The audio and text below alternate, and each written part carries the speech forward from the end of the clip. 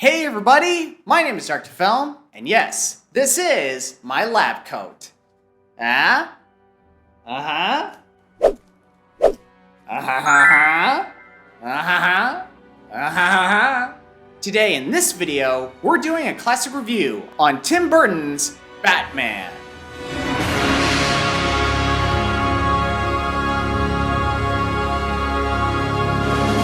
Released in 1989, this is the first installment of Warner Brothers' Batman film series. As always, if you're new to the channel, please subscribe for reviews and more. Now that we got everything covered, let us begin reviewing Batman. Cast and characters. Now, let's first talk about the elephant in the room. Not that elephant. Not that one.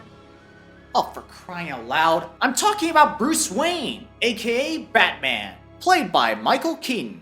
During the day, he plays a charming billionaire, but at night, he plays a hardened vigilante determined to clean the streets of Gotham. And he does a splendid job playing both sides of this character to this day. Man, after all these years, he's still got it. But that's not all. What's so crazy is that when word got out that Michael Keaton was playing the role of the Batman, hundreds of people flipped out of their minds. Yeah, I'm not joking here. Apparently, people thought Michael Keaton wasn't the right casting choice to play the Batman because they thought he only belonged in the comedy genre, given that he played this character in Tim Burton's Beetlejuice, released in 1988. But luckily, the studio put up a trailer and it eased some people's minds. And when the movie came out, Michael Keaton proved everyone wrong. I'm Batman. As for the supporting cast, each actor fit well into their roles, especially Vicky Vale, played by Kim Basinger. Now yes, I know she screams a lot in this movie, and yes, she's one of the prime examples of a damsel in distress. But still, she does give a memorable impression on you. And she does have good chemistry with Michael Keaton, especially in this scene where Vicky asks Bruce why he wears the mask. But I don't know what to think of all this. I really don't. Look, sometimes I don't know what to think about this. It's just something I have to do. Why? Because nobody else can. Alright everybody, it's time to discuss the clown prince of crime himself, Joker, played by Jack Nicholson. Now I know many people have said this before, but I don't care. Jack Nicholson was perfect as the Joker in this movie. Even though he may not be as complex or thought-provoking as most villains, he still comes off as funny, energetic, and pretty frightening, especially in this scene. I'm glad you did.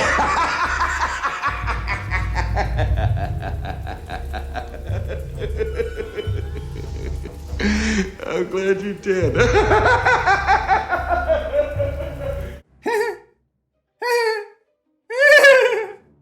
Of course, the filmmakers have considered other actors for the role of Joker, such as Tim Curry, John Lithgow, and even Robin Williams. Oh yeah, you heard me right. Robin Williams was considered for the role of the Joker. In fact, he accepted it when the producers approached him. But I soon discovered that they considered Nicholson before meeting up with Williams. And when they met Nicholson again for the second time, they warned him that Williams will take the role if Nicholson said no. So at that moment, Nicholson said yes, and they released Williams from the project. Well, this explains why Robin Williams refused to play the Riddler in Batman Continues, which would then be known as Batman Forever. Producers, man. What a bunch of jerks. Action and music. Now, the action was memorable, entertaining, and quite enjoyable, especially in this sequence where Joker's henchman chases Batman in his awesome Batmobile. My gosh, the Batmobile still looks good to this day. Although, I have to admit, there are some aspects of the action that I didn't like. For one, the editing. The editing can be a bit jarring to look at sometimes, especially in this scene. What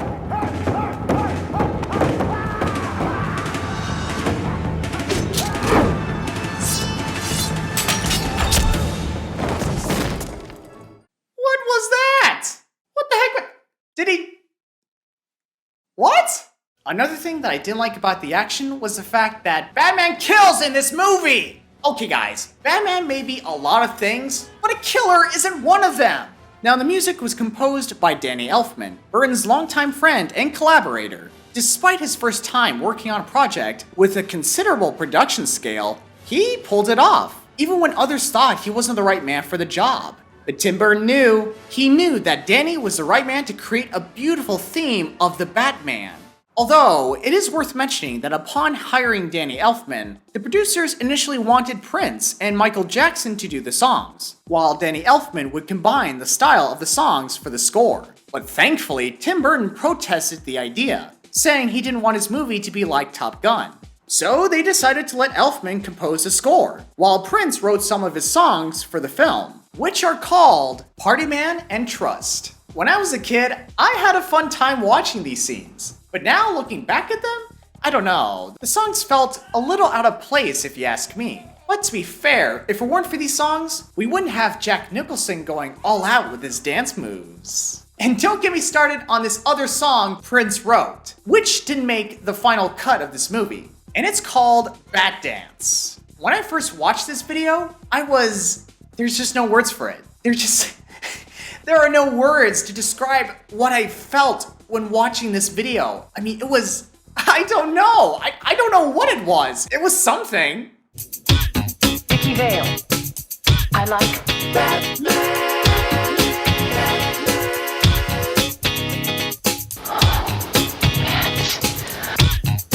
Hi. I mean, hey, if you want to check out this music video, then please, by all means, go click the link in the description below. The story. Now I have to give the writers and the director credit for staying faithful to the Batman comic books. The story was dark, intriguing, and it did well capturing the sinister criminal element of Gotham City. Although, if I have to be honest, some aspects of the story didn't age well. There is a lot to unpack here, so I'll only discuss the ones that bugged me the most. First things first, Batman doesn't kill! Look, I'm sorry, I know I said this before, but he just doesn't! He just can't! Secondly, the romance between Bruce and Vicky was a little rushed, if you ask me. Don't get me wrong, I thought the romance between these two was genuine, except the problem is that they first met each other one day, and then the next day, poof, they're sleeping together. Maybe I would have looked past this if the writers established these two knew each other from college or something. But no, after one date, poof, they're officially a couple now. And lastly, for some odd reason, the story's central focus seems to be on Joker rather than Batman. No, I'm serious, think about it. We mainly focus on Joker planning his schemes and committing violent acts, while Batman appears 4 times each night. And Batman doesn't even have an emotional arc. I mean, sure, he did have a goal when he discovered Joker was the one who killed his parents, but that happens near the 3rd act. And even before that happened, Batman wasn't on a mission. He wasn't even on a transformative journey like Robert Pattinson's Batman. He was just reacting to the events that occurs in Gotham City. And that was it really, nothing else. Well, technically, he was doing something else besides crime fighting, which was the relationship he had with Vicky Vale. But we both know it didn't last long. I mean, take a look at the sequels. He must have been pretty busy in the sequels, huh? Overall, my friends, despite its flaws, I consider this a DC classic in my book. Now granted, it's not the most incredible I've seen, and some aspects in this film don't hold up to this day. But that doesn't mean there's nothing to appreciate here. It was well directed, well cast, and well scored. And when this film released, it made its landmark pretty big. It earned $400 million in its box office totals. It received several Saturn Award nominations, including a Golden Globe nomination for Nicholson's performance. And it paved the way for other DC movies and content over the years. Well, technically, it was Superman that made it all possible, but I don't care! It was Batman that made it all possible! That's my version! As I said before, it's not the most outstanding film, but it does hold a special place in my heart. And it's one of those movies that reminds me why I love the DC universe so much. And it's one of the first DC films I've seen that made me in love with the great Batman himself. Ha! Gay! Whatever, you loser! Go back to your mama's basement! What was I saying? Anyways, Batman scores an 8 out of 10. Well guys, that's the end of my classic review. I hope you enjoyed it. If you did, please leave a like. And please follow me on Instagram for updates on my channel. And you can also follow me on TikTok for funny videos and more. And I'd like to give a huge shout out to Dan and Leslie for this awesome gift. I love you guys. I love you so much. This is... I love it so much. Stop crying! And as always, I will see you guys at our next appointment.